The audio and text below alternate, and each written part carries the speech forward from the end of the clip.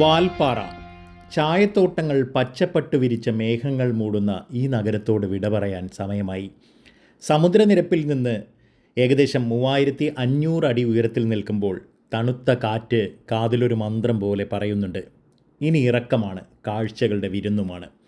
വാൽപ്പാറ സിറ്റിയിലെ തിരക്കുകളിൽ നിന്ന് ബുള്ളറ്റ് പതുക്കെ നീങ്ങി തുടങ്ങുമ്പോൾ ചുറ്റും പടർന്നു കിടക്കുന്ന തേയിലത്തോട്ടങ്ങൾക്ക് ഈ പറയുന്ന പോലെ നമ്മൾക്ക് അവർ അകമ്പടി സേവിക്കുന്നത് പോലെയാണ്. ഇവിടുത്തെ ഓരോ വളവിലും കാത്തു നിൽക്കുന്നത് പ്രകൃതിയുടെ വിസ്മയങ്ങളും. ഈ കാണുന്ന റോഡുകൾക്ക് പറയാൻ ഒരുപാട് കഥകളുണ്ടല്ലേ, പ്രത്യേകിച്ചും തമിഴ്നാട്ടിലെ ചുരം പാതകൾക്ക്. 1800കളുടെ പകുതിയിൽ പ്ലാന്റേഷൻ ആവശ്യങ്ങൾക്കായി ബ്രിട്ടീഷുകാർ നിർമ്മിച്ചു തുടങ്ങിയതാണ് ഈ വഴികൾ. അന്നത്തെ കാലത്ത് ആനത്താരകളെ പിന്തുടർന്നാണ് പല റോഡുകളും വെട്ടിയുണ്ടാക്കിയത് എന്ന് പറയപ്പെടുന്നു. തമിഴ്നാട് സർക്കാരും ഹൈവേ വിഭാഗവും ഈ പാതകൾ ഇന്നും ഇത്ര മനോഹരമായി സംരക്ഷിക്കുന്നത് കാണുമ്പോൾ അത്ഭുതം തോന്നുന്നു. നമ്മുടെ കേരളത്തിലെ റോഡുകളെ അപേക്ഷിച്ച് നോക്കുമ്പോൾ തമിഴ്നാടിൻ്റെ ഘാട്ട് റോഡുകളെല്ലാം തന്നെ മനോഹരമാണ്, വീതി കൂടിയ റോഡുകളുമാണ്. ഈ വീഡിയോയിൽ ഈ ഭാഗങ്ങളിലൊക്കെ നിങ്ങൾക്ക് ആ റോഡിൻ്റെ സൗകുമാര്യം ആസ്വദിക്കാനുമാവും. ഇടതുഭാഗത്തേക്ക് നോക്കൂ. എന്തായാലും ഇത്രയും മനോഹരമായി ഈ റോഡുകളെ സംരക്ഷിക്കുന്നത് തമിഴ്നാട് തികച്ചും അഭിനന്ദനമർഹിക്കുന്ന കാര്യം തന്നെയാണ്. കാടിനെ നോവിക്കാതെ അതേസമയം സഞ്ചാരികൾക്ക് സുരക്ഷയൊരുക്കുന്ന ഈ അഴകുള്ള റോഡുകൾ ഓരോ റൈഡറുടെയും സ്വപ്നവുമാണ്.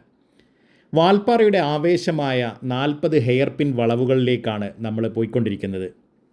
ഓരോ വളവും താഴേക്ക് ഇറങ്ങും തോറും അന്തരീക്ഷത്തിലെ തണുപ്പിന് മാറ്റം വരുന്നത് നമുക്ക് തീർച്ചയായിട്ടും മനസ്സിലാകും. ഈ കാഴ്ചകളൊക്കെ ഇങ്ങനെ ആസ്വദിക്കുമ്പോഴും മനസ്സിന് അല്പം വിഷമിപ്പിക്കുന്ന ചില യാഥാർത്ഥ്യങ്ങൾ നിങ്ങളോട് പറയാതെ വയ്യ.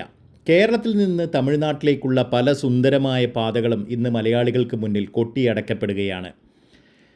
പാലക്കാട് നിന്ന് ഊട്ടിയിലേക്ക് പോകാൻ അല്ലെങ്കിൽ മണ്ണാർക്കാട് വഴി അട്ടപ്പാടിയിലൂടെ ഊട്ടിയിലേക്ക് പോകാൻ ഏറ്റവും എളുപ്പമുള്ള മുള്ളി വഴിയുള്ള പാത ഇപ്പോൾ അടച്ചിട്ടിരിക്കുകയാണ്. ആനക്കട്ടി കഴിഞ്ഞ് താവളം വഴി, ആനക്കട്ടി കഴിയണ്ട, ആനക്കട്ടിക്ക് മുൻപ് തന്നെ താവളം വഴി മുള്ളി ചെക്ക് പോസ്റ്റ് കടന്ന് മനോഹരമായ മഞ്ചൂരിലേക്കും അവിടെ നിന്ന് ഇടതുഭാഗത്തേക്ക് തിരിഞ്ഞ് കിണ്ണക്കോരയിലേക്കും വലതുഭാഗത്തേക്ക് തിരിഞ്ഞ് ഊട്ടിയിലേക്കുമൊക്കെ വെറും 100 കിലോമീറ്ററിൽ എത്താൻ കഴിയുന്ന മനോഹരമായ ഒരു ചുരം പാത. അതാണ് ഈ മഞ്ചൂർ വഴിയുള്ള ആ ഒരു പാത. അവിടെ നിന്ന് കൂനൂരിലേക്ക് പോകാം, കോത്തഗിരിയിലേക്ക് പോകാം, ഒരുപാട് കണക്ടിവിറ്റികളുമുണ്ട്. പക്ഷേ ഇതെല്ലാം മലയാളികൾക്ക് മുമ്പിൽ തമിഴ്നാട് കൊട്ടിയടക്കുകയാണ്. വല്ലാത്തൊരു വാർത്ത. എന്തായാലും ഏറ്റവും ഒടുവിലായി കേൾക്കുന്ന വാർത്തകൾ റൈഡർമാരെ സംബന്ധിച്ച് ഏറെ നിരാശാജനകമാണ് കേട്ടോ. മസനഗുഡിയിൽ നിന്ന് കല്ലട്ടി ചുരം വഴി ഊട്ടിയിലേക്കുള്ള പ്രവേശനം കേരള രജിസ്ട്രേഷൻ വാഹനങ്ങൾക്ക് കർശനമായി നിയന്ത്രിക്കപ്പെടാൻ പോകുന്നു എന്നാണ് അറിയുന്നത്. ഈ ഒരു നിയന്ത്രണം കൂടി വരികയാണെങ്കിൽ നമ്മളിപ്പോൾ ഈ മഞ്ചൂർ വഴി അല്ലെങ്കിൽ അട്ടപ്പാടിയിൽ വന്ന് അട്ടപ്പാടിയിൽ നിന്ന് താവളം വഴി, താവളത്ത് നിന്ന് മുള്ളിയിലേക്കുള്ള റോഡും ആ ചെക്ക് പോസ്റ്റ് കടന്ന് നേരെ മഞ്ചൂരിലേക്കുള്ള ആ ഒരു യാത്രയൊക്കെ ചെയ്ത് കിണ്ണക്കോരയിലേക്കും കൂനൂരിലേക്കും ഊട്ടിയിലേക്കുമൊക്കെ എത്താനുള്ള ആ വഴി അടച്ചിട്ടതുപോലെ തന്നെ കല്ലട്ടി ചുരം എന്ന് പറയുന്ന മനോഹരമായിട്ടുള്ള ആ ഒരു 30-40 വളവുകൾ വരുന്ന പ്രത്യേകതരം ചുരമാണ് കേട്ടോ. എല്ലാ വണ്ടികളും ആ ചുരത്തിലൂടെ കയറുക പോലുമില്ല. അത്തരത്തിൽ മനോഹരമായിട്ടുള്ള റൈഡിംഗ് എന്ന് പറഞ്ഞാൽ അതിൻ്റെ ഭംഗി ഏറ്റവും അതിൻ്റെ പീക്കിൽ ആസ്വദിക്കാൻ കഴിയുന്ന ആ ചുരം ഇതേപോലെ അടച്ചിടാൻ പോകുന്നു, അല്ലെങ്കിൽ അത് അവിടെ നിന്ന് റൈഡർമാരെ കടത്തി വിടുകയില്ല എന്ന് പറയുന്ന തരത്തിൽ, പ്രത്യേകിച്ച് ബൈക്കേഴ്സിനെ. ഇതിനെല്ലാം മുടന്തൻ ന്യായങ്ങൾ ഇവർ കണ്ടെത്തുന്നുമുണ്ട്. എന്തായാലും പലപ്പോഴും ഇത്തരത്തിലുള്ള വാർത്തകൾ ഒരു വിവേചനവുമില്ലാതെ കടന്നു വരുന്നു എന്നുള്ളതാണ്. പ്രത്യേകിച്ച് മലയാളികൾക്ക് യാത്രാ വിവേചനം സംഭവിക്കുന്നു, അവരുടെ വഴികൾ കൊട്ടിയടക്കപ്പെടുന്നു എന്നുള്ളത് തന്നെയാണ്. ചുരം റോഡുകളിലെ വന്യജീവി സാന്നിധ്യവും റോഡിൻ്റെ അവസ്ഥയും കണക്കിലെടുത്താണ് ഈ നിയന്ത്രണങ്ങളെന്ന് പറയപ്പെടുമ്പോഴും കൃത്യമായ പാസുകളോ മാനദണ്ഡങ്ങളോ ഇല്ലാതെ മലയാളികളെ തടയുന്നത് വലിയ ചർച്ചകൾക്ക് വഴിവെക്കുന്നുമുണ്ട്. വരാനിരിക്കുന്ന പുതിയ ഭരണകൂടമെങ്കിലും ഈ അതിർത്തി കടന്നുള്ള സഞ്ചാര സ്വാതന്ത്ര്യത്തിന് അനുകൂലമായ നിലപാടുകളെടുക്കുമെന്ന് നമുക്ക് പ്രത്യാശിക്കാം. 4-ാം തീയതിയാണല്ലോ അല്ലേ നമ്മുടെ വോട്ടെണ്ണൽ. തീർച്ചയായിട്ടും പുതിയ സർക്കാർ വരികയാണെങ്കിൽ ഇതിനൊരു അവസാനമുണ്ടാകും എന്ന് തന്നെ കരുതാം. എന്തായാലും പാലക്കാട്ടേക്കുള്ള നമ്മുടെ യാത്ര തുടരുകയാണ്. പാലക്കാട് എത്തിയിട്ട് അവിടെ നിന്ന് നമ്മൾ മണ്ണാർക്കാട്ടേക്ക് മടങ്ങിപ്പോവുകയും ചെയ്യും. അപ്പോൾ ചുരത്തിലേക്ക് എത്തുന്ന വഴികളാണ് ഇപ്പോൾ നിങ്ങൾ കണ്ടുകൊണ്ടിരിക്കുന്നത് കേട്ടോ. അതായത് ഇപ്പോൾ ഒരു ടെമ്പോ ട്രാവലർ അപകടം നടന്നല്ലോ. ആ അപകടമൊക്കെ നടക്കുമ്പോൾ ഈ പ്രധാന ചുരം വരുന്നതിന് മുമ്പ് തന്നെ 27ഓളം സപ്പോർട്ടീവായിട്ടുള്ള ചുര മേഖലയുണ്ട്. അപ്പോൾ അത്രത്തോളം അപകടകാരമല്ലാത്ത ചുരമേഖലയാണത്. അപ്പോൾ ഇപ്പോൾ നിങ്ങൾ കാണുന്ന സ്ഥലം തന്നെയാണ് കേട്ടോ. അപ്പോൾ ഇതിലൂടെയൊക്കെ കടന്നു പോകുമ്പോൾ പലപ്പോഴും ഇറക്കങ്ങളും കാര്യങ്ങളും വരുമ്പോൾ ഈ ഡ്രൈവേഴ്സ് ഒരുപക്ഷെ ഒരാളാണെന്ന് തോന്നുന്നു, അയാൾ ഈ പറഞ്ഞ പോലെ ബ്രേക്ക് ചവിട്ടി പിടിച്ചിട്ടുള്ള ഒരു സ്ഥിതി, അങ്ങനെ വണ്ടി ഓടിച്ച് ഇറക്കങ്ങൾ ഇറക്കി ചെറിയ ഗിയറുകളിൽ വണ്ടി ഇറക്കിയിട്ടൊക്കെയാണ് ആ അപകടമുണ്ടായതെന്നാണ് പറയപ്പെടുന്നത്. വിദഗ്ധരുടെ അഭിപ്രായം അങ്ങനെയൊക്കെയാണ്. എന്തായാലും ആ ഒരു അപകടം നടന്നതിൻ്റെ പിറ്റേ ദിവസം തന്നെയാണ് നമ്മളുടെ ഈ ഒരു സന്ദർശനം നടക്കുന്നത്. എന്തായാലും മനോഹരമായ ഈ കാഴ്ചകളിലൂടെ നമ്മളിങ്ങനെ ഒഴുകി നീങ്ങുകയാണ്.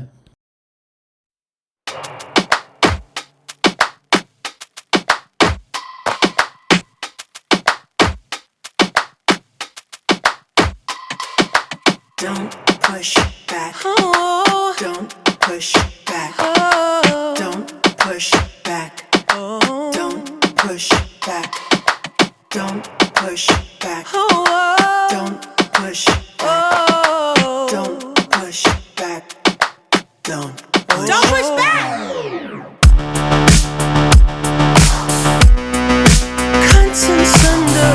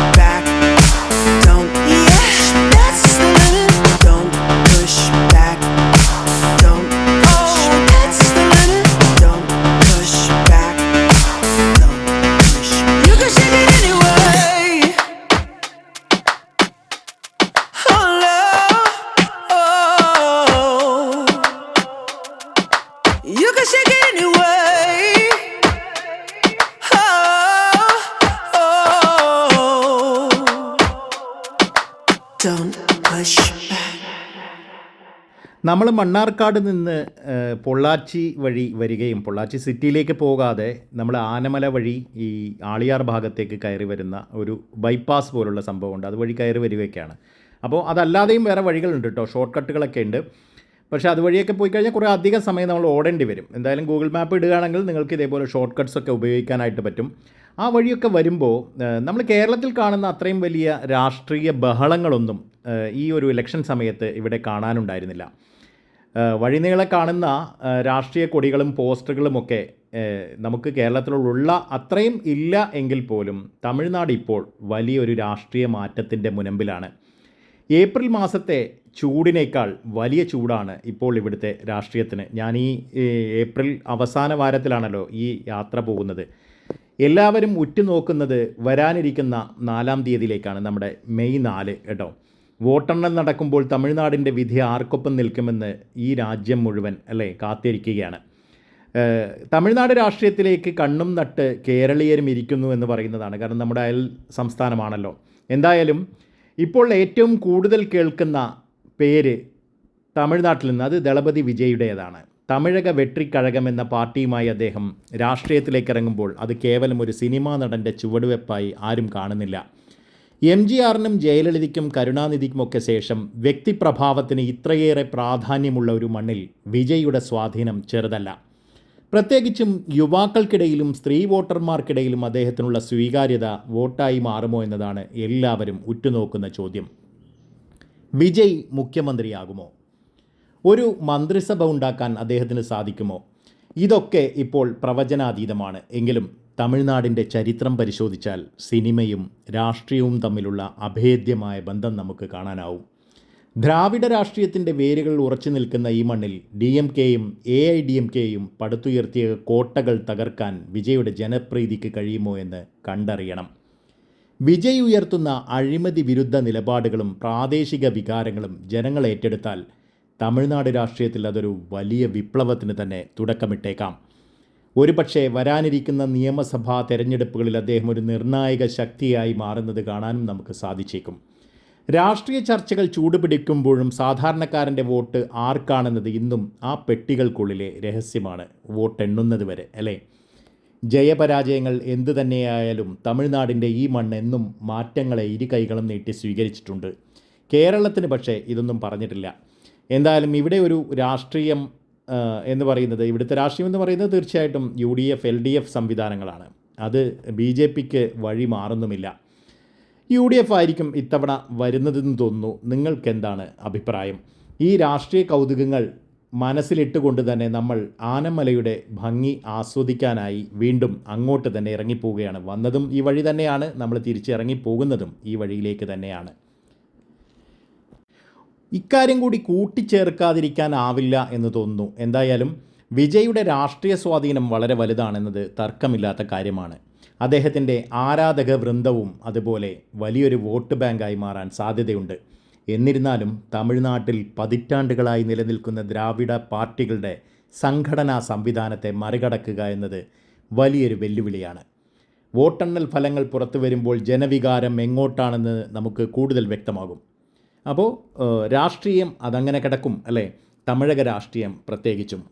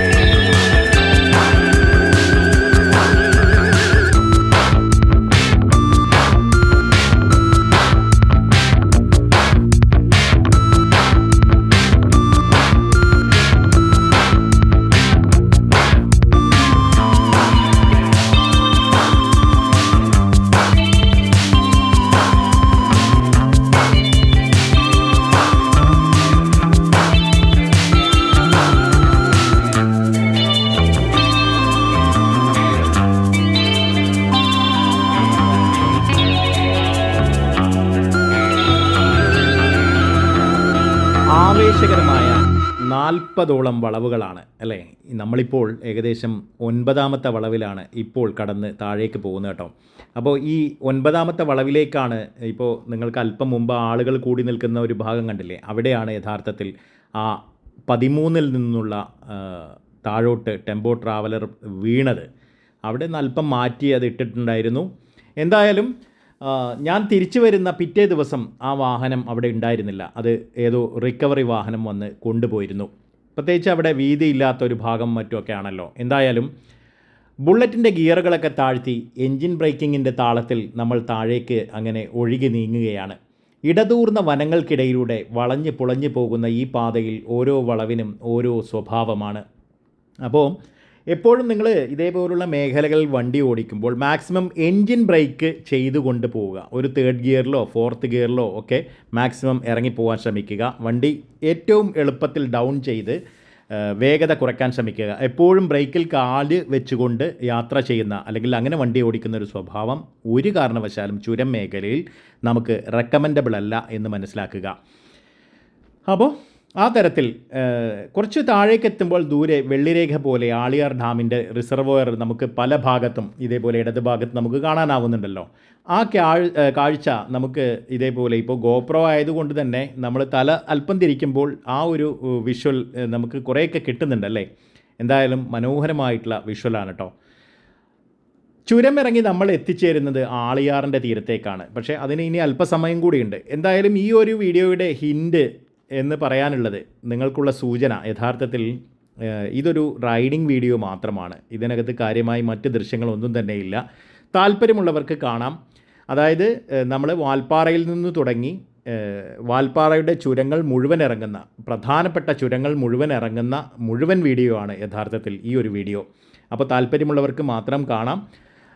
അത് സ്കിപ്പ് ചെയ്യണമെന്ന് താല്പര്യമുള്ളവർക്ക് അങ്ങനെയും ആവാം കേട്ടോ, കുഴപ്പമില്ല. പക്ഷേ നിങ്ങൾ ഈ ഒരു ചാനൽ സ്ഥിരമായി നിങ്ങൾക്ക് താല്പര്യമുണ്ടെങ്കിൽ സബ്സ്ക്രൈബ് ചെയ്യാം. അതേപോലെ വീഡിയോയെ ലൈക്ക് ചെയ്ത് നിങ്ങളുടെ ഫ്രണ്ട്സുകളിലേക്കൊക്കെ ഷെയർ ചെയ്യുകയും ചെയ്യാം.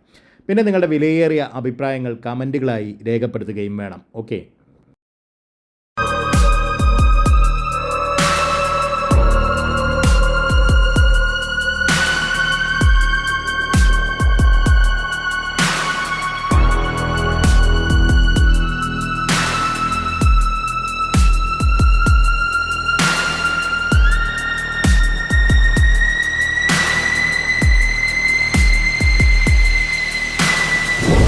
വാൽപ്പാറയിൽ നിന്ന് താഴേക്കിറങ്ങുമ്പോൾ കാഴ്ചകൾക്കപ്പുറം മനസ്സാന്നിധ്യം പരീക്ഷിക്കപ്പെടുന്ന ഒരു ഘട്ടമുണ്ട്. 40 ഹെയർപിൻ വളവുകളിൽ ആദ്യത്തെ കുറേയെണ്ണം നമ്മൾ ആസ്വദിച്ചിറങ്ങിയെങ്കിൽ അവസാനത്തെ ആ 13 വളവുകൾ അതല്പം അപകടകാരിയാണ്. കാഴ്ചയിൽ സുന്ദരമെങ്കിലും അത്യന്തം ചതിക്കുഴികൾ നിറഞ്ഞ പാതയാണിത്. ബുള്ളറ്റിൻ്റെ ഗിയർ 2ാമത്തെ നിലയിലേക്ക് താഴ്ത്തി കൈകൾ ക്ലച്ചിലും ബ്രേക്കിലും മുറുക്കിപ്പിടിച്ച് അതീവ ജാഗ്രതയോടെ വേണം ഇവിടെ ഓരോ ഇഞ്ചും മുന്നോട്ട് നീങ്ങാൻ. അല്പം ആലങ്കാരികത കലർത്തി പറയുന്നതേ ഉള്ളൂ. നിങ്ങൾ കൂളായിട്ട് തന്നെ വണ്ടി ഓടിച്ചോളൂ, കുഴപ്പമൊന്നുമില്ല. പക്ഷേ അതീവ ജാഗ്രത വേണം എന്നുള്ളത് നമുക്ക് എടുത്തു പറയേണ്ട കാര്യം തന്നെയാണ്. ഈ വാട്ടർഫോൾസ് എസ്റ്റേറ്റ് പിന്നിടുമ്പോൾ തന്നെ റോഡിൻ്റെ സ്വഭാവം മാറുന്നത് നിങ്ങൾക്ക് കാണാം. നമ്മളിപ്പോൾ അത് കടന്നു വന്നല്ലോ. ഹെയർപിൻ വളവുകളുടെ ആഴം കൂടുകയാണ്. ഓരോ വളവും തിരിയുമ്പോൾ കാണുന്ന കൊക്കകൾക്ക് ഭയാനകമായ സൗന്ദര്യമുണ്ടല്ലോ. ലോഡുമായി വരുന്ന വലിയ ലോറികളും തമിഴ്നാട് ട്രാൻസ്പോർട്ട് ബസ്സുകളും ഈ ഇടുങ്ങിയ വളവുകൾക്കെതിരെ വരുമ്പോൾ ശ്വാസമടക്കി പിടിച്ചു നിൽക്കേണ്ടി വരും നമ്മൾ. ഒരു ചെറിയ പിഴവ് മതി ആഴമേറിയ ഈ താഴ്വരകളിലേക്ക് എല്ലാം അവസാനിക്കാൻ. ഇവിടെ റോഡ് നിയമങ്ങൾ പാലിക്കുക എന്നതിലുപരി വിവേകം ഉപയോഗിക്കുക എന്നതാണ് പ്രധാനം. നമ്പർ 25 മുതൽ 40 വരെയുള്ള വളവുകൾക്കിടയിലാണ് അപകടങ്ങൾ ഒളിഞ്ഞിരിക്കുന്നത്. പലപ്പോഴും മൂടൽമഞ്ഞ് പെട്ടെന്ന് വന്ന് കാഴ്ച മറയ്ക്കുന്ന മേഖലയാണിത്. ബ്രേക്ക് ഓവർഹീറ്റായി നിയന്ത്രണം നഷ്ടപ്പെടാൻ സാധ്യതയുള്ള ഇടം. അതുകൊണ്ട് തന്നെ പരിചയസമ്പന്നരായ ഡ്രൈവർമാർ പോലും ഇവിടെ അതീവ ജാഗ്രത പാലിക്കുന്നു. ഇടയ്ക്കിടെ റോഡിൻ്റെ സൈഡിൽ കാണുന്ന തകർന്നു പോയ സംരക്ഷണ ഭിത്തികൾ നമുക്ക് നൽകുന്ന മുന്നറിയിപ്പുകൾ ചെറുതല്ല. ഈ പാത കീഴടക്കാൻ വന്ന പലർക്കും കാലിടറിയ ഇടങ്ങൾ കൂടിയാണിത്. എന്നാൽ ഈ അപകടങ്ങൾക്കിടയിലും പ്രകൃതി നൽകുന്ന ഒരു സമ്മാനമുണ്ട്, ആളിയാർ ഡാമിൻ്റെ പൂർണ്ണ രൂപം. 9ാം നമ്പർ ഹെയർപിൻ വളവിലെത്തുമ്പോൾ താഴെ വെള്ളിത്തകിട് പോലെ നമ്മൾ പറഞ്ഞു കഴിഞ്ഞതാണല്ലേ, തിളങ്ങുന്ന റിസർവോയർ നമുക്ക് ദൃശ്യമാകും.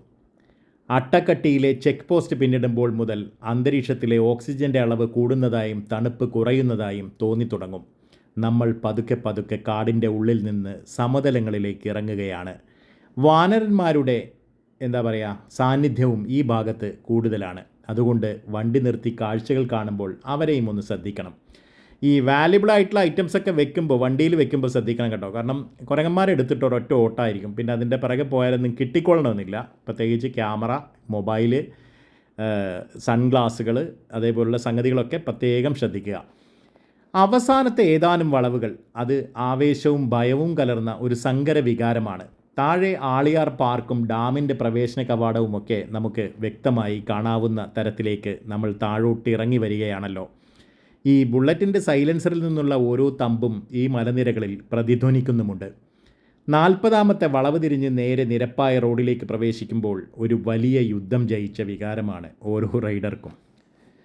പക്ഷേ 1, 2, 3 തവണയൊക്കെ നിങ്ങൾ യാത്ര ചെയ്യണം കേട്ടോ. ഒരു തവണയല്ല, പല തവണ നിങ്ങൾ ഇതിൽ യാത്ര ചെയ്യണമെന്നാണ് എനിക്ക് പറയാനുള്ളത്. അതേപോലെ മസനഗുഡി വഴി നിങ്ങൾക്ക് കല്ലട്ടി ചുരത്തിലേക്കും ഇപ്പോൾ യാത്ര ചെയ്യാം. അത് എത്ര നാൾ നിലനിൽക്കും എന്ന് പറയാനാവില്ല. അപ്പോൾ ഏറ്റവും ആദ്യം ഇതേപോലുള്ള ചുരം മേഖലകളിലൂടെ മനോഹരമായി റൈഡ് ചെയ്ത് പോവുക. എന്തായാലും ഈ അവസാനത്തെ 13 വളവുകൾ താണ്ടുമ്പോൾ കിട്ടുന്ന ഒരു സുഖം, സംതൃപ്തി അല്ലേ, അത് പറഞ്ഞറിയിക്കാനാവാത്തതാണ്. ഇപ്പോൾ നമ്മൾ ആളിയാറിൻ്റെ തീരത്തേക്ക് അടുത്തുകൊണ്ടിരിക്കുന്നു. പർവ്വതനിരകൾക്ക് പിന്നിൽ നമ്മൾ താണ്ടി വന്ന ആ വളഞ്ഞ് പൊളഞ്ഞ വഴികളൊക്കെ നമ്മളെ നോക്കി ഇങ്ങനെ ചിരിക്കുന്നത് കാണാം. വാൽപ്പാറ നമ്മെ വിനയമുള്ളവരാക്കുകയാണ്. പ്രകൃതിക്ക് മുന്നിൽ നമ്മൾ എത്ര നിസ്സാരരാണെന്ന് ഈ 40 വളവുകൾ നമ്മെ പഠിപ്പിക്കുന്നുമുണ്ട്. ഇനി മുന്നോട്ട് താഴോട്ട് ഇറങ്ങിക്കഴിഞ്ഞാൽ നിരപ്പായ വഴികളാണ്. പിന്നെ നമുക്ക് പോകേണ്ടതോ തമിഴ്നാടിൻ്റെ ഹൃദയത്തിലൂടെ പാലക്കാടൻ ചുരം ലക്ഷ്യമാക്കി പാലക്കാട് ഭാഗത്തേക്ക്, അവിടെ നിന്ന് മണ്ണാർക്കാട്ടേക്ക് അല്ലേ.